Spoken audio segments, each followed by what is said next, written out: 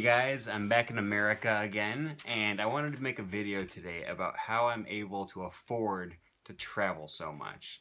So if you've been following my videos over the past few months, you know that I was traveling through Europe for basically the last 2.5 months. And people tell me all the time, like, wow, dude, you must be loaded. You must have a ton of cash in order to travel that much. Because this is not just something that I just did this summer, but I pretty much do this every year. I'm always traveling, and people are always coming up and asking me, where are you going to next? Where are you off next? Where's the next adventure? And I'm always going places. But it's not because I have a ton of cash saved up. It's because I'm really frugal, and I have basically spent the last few years learning how to travel for really cheap. So in this video, I'm going to talk about 4 ways that you can travel a lot more and a lot longer for less money. Now, all I can really do here is talk about my own experience traveling. And I am an unmarried male with no children, and I can set my own hours at work. So I understand that my situation might not necessarily be the same as yours, which is why I can travel for 2.5 months at a time. But all the tips that I'm going to give you here are not just specific to me. Anyone can use bits and pieces of them. You just have to modify this for yourself. And the first tip that I'm going to offer you for learning to travel cheap may be the most obvious, and that is to forgo luxury. Quick side note, on this channel I'm going to start using big words and then explaining them for the benefit of people that are learning English. So forgo means to do without, something that you don't need. So this goes without saying, but if you're traveling and you're able to go without buying all the expensive luxury items, you're going to be able to travel more and longer. You can stay in expensive hotels, you can get massages, you can go on luxury cruises, and all that is fine if that's what you want to do, but you're just not going to be able to travel as long unless you're super loaded. So what you have to do, if you're not Bill Gates, is find the right balance that you want to strike between luxury and travel time. I personally prefer to buy a lot less and to have stuff that is not nearly as nice, but be able to travel further and farther and longer and see more places. That is more enriching to me than having all the super fancy nice stuff when I travel. And there's a lot of ways that you can forego luxury. Instead of eating at fancy restaurants, buy some rice and beans at the grocery store and cook them in the kitchen at your hostel. Instead of staying at expensive hotels, stay with someone you know, or go camping, or stay at hostels, or use Couchsurfing. If you're not traveling across an ocean, then instead of flying, take a bus or take a train. Sometimes I do hitchhiking, and I literally just stick out my thumb on the side of the road, and I get rides all the way across the country to wherever I'm going. This is how I go to Canada to practice French a lot of times. When you get to the destination and you want to travel around within the city, don't buy taxis. Those are so expensive. I walk to where I'm going within the city. Either that or I take the subway or the bus, because you can usually get a bus ticket for like $1 or $2 as opposed to a $30 taxi ride. And the other secret is to not just forego luxury while you're traveling.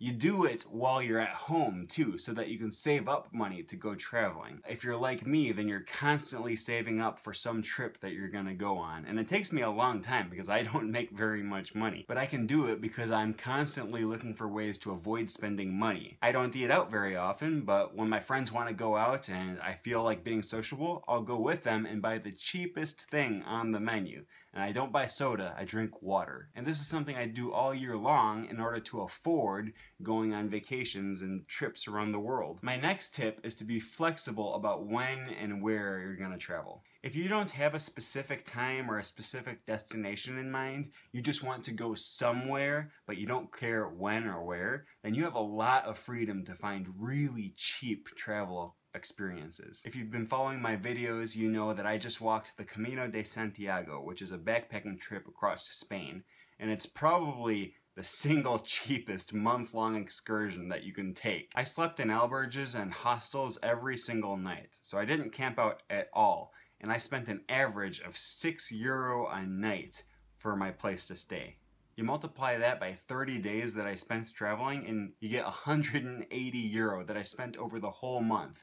Okay, that's what you're gonna spend on one night in a luxury tourist hotel. And it lasted me 30 days. But it's because I chose to go to a place that was really cheap and I knew I could travel for a long time. I wouldn't be able to afford to do that a lot of other places. If you choose to travel to Colombia or Thailand or places in Africa, you're just going to be able to sustain yourself for a lot longer than if you go to Cancun or Paris or Dublin or any of these places, because those are so expensive. And if you don't have a set time that you have to travel, go in the off season.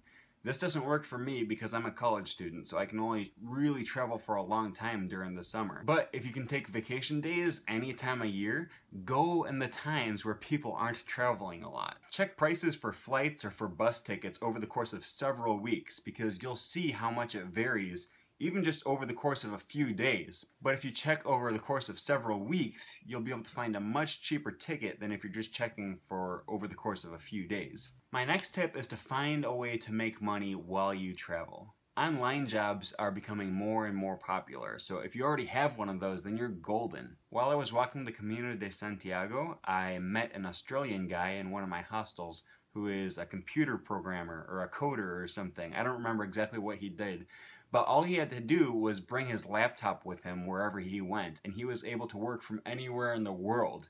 And so what he did was sold his house, and then he just went traveling indefinitely, and he was able to do so because he can work from anywhere. So he's just supporting himself while traveling and basically being on one long vacation. I'm able to make a little bit of money off my YouTube channel. Now, I don't make much. I only make about $1 a day. But when your total expenses for the whole day is like 7 to 10 euro, that actually is a big help. So get creative. If there's anything you can do from online, from anywhere in the world, then you have a much better opportunity and a better chance of being able to travel for further and longer. A lot of times when I travel, I do busking, which is another word for street performing. So I take a little ukulele or a harmonica with me wherever I go, and I just play in the streets. And I don't make a ton of money doing that, but a lot of times I make enough just to buy the bare necessities that I need to eat and travel for that day. And when you don't need very much to survive,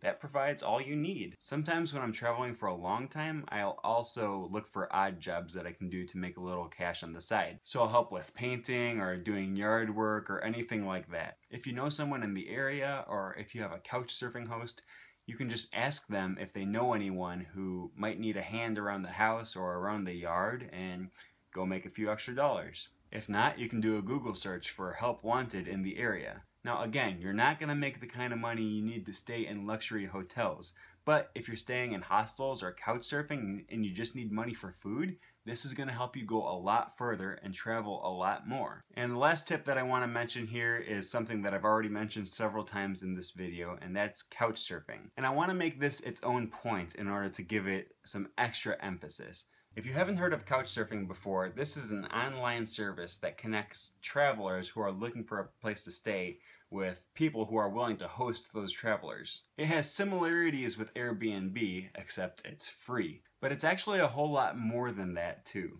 Couchsurfing is a lot more than just a free place to stay for a night. With Airbnb, you're paying a person to stay in their home for that night, and that's it. That's the end of the interaction. You give them the money and then you're done. But with Couchsurfing, you're not paying the person who lets you stay there.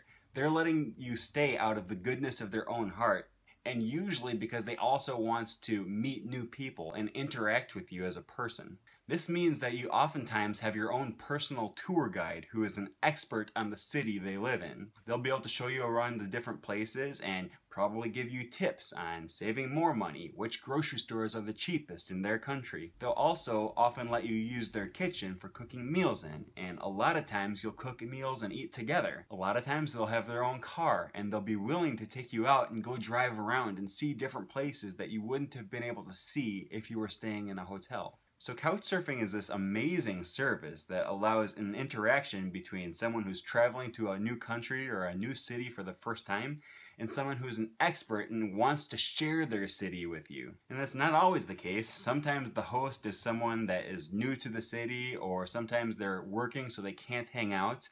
And then you just say, hey, thanks for a free place to sleep. But if they're willing to interact with you and go take you out and show you places, take advantage of that. Another thing I want to mention is that couchsurfing often gets a bad reputation because people think it's not safe. But if you think about it, it's actually no less safe than an Airbnb. The only difference is you're not paying that person to stay with them. I've used couchsurfing quite a bit and I've never had a bad experience. And if I did have a bad experience sometime, I would leave that person a bad review. So when you're searching for a host and you find someone that has 300 positive reviews, and there's actually a lot of people with hundreds of positive reviews, then you know that this person is not an axe murderer who's gonna kill you in your sleep, and you can feel very confident staying with this person in that city. So that's all I have for you guys today. Of course, there are a ton of ways to save money while traveling that I wasn't able to mention in this video. If you have your own personal ways of traveling for cheap, you can leave comments down below. I love hearing new ideas because a lot of times I get my own ideas from the things that you guys mention down in the comments. So please feel free to do that. If you liked the video and you haven't subscribed yet, you can do so by clicking the subscribe button below, and you can follow me at @ThinkDumbLangs on Twitter. If you're willing to support me on Patreon, I would be very grateful for that, and you can do so by clicking on the Patreon logo to my side. And now that I'm back in the States, I'm looking forward to getting back into the routine of making videos more regularly for you guys. So we'll see you in the next video.